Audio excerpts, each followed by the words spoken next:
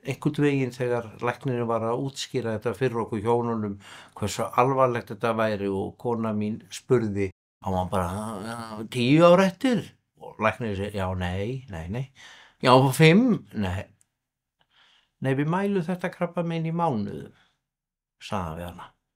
Ég heiti Óskar Finnsson og hef verið veitingamaður síðan 1990.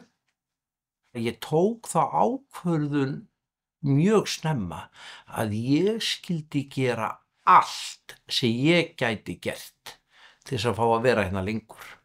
Þannig að þegar kalli kæmi þá gæti ég sagt ég gerði mitt besta og meira gæti ég ekki gert. Og þá byrjuðu þessar breytingar sem reyndust mér vel.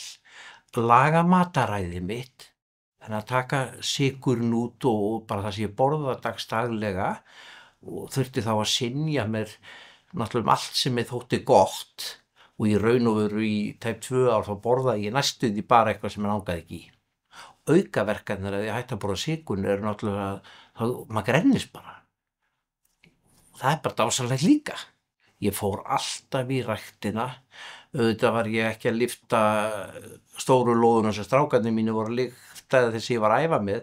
Ég var bara með mín 2-3 kíló en ég fór og ég hreyfði mig. Maður vill alltaf fá einhverja töfraformúlu. Maður vill bara læknir rétti mann eina töflu eða 2 töflur og segja svo verður bara fínn á morgun. Það er ekki þannig. Þetta er mataræðið, hugarfarið og hreyfingin. Þegar ég byrjaði í minni lyfjagjöf og geislum að þá var okkur strax bent á Krabbameinsfélagið og mín fyrsta tilfinning var já, nei, þetta er nú eitthvað sem ég þarf ekkert. En það endaði hins vegar þannig að við fengum alveg hjónin, fyrst var ég náttúrulega þarna hjá sálfræðingi sem ég þurfti verulega á að halda. Fór svo í hjónabands eða við hjónin fórum bæði til sálfræðingsins. Bara sem var algjörlega bylting fyrir okkur vegna þess að ég var veikimaðurinn, ég var svo sem átti bágt. Það var ekkert að konu minni. Hún sat hins vegar uppi með veikamannin.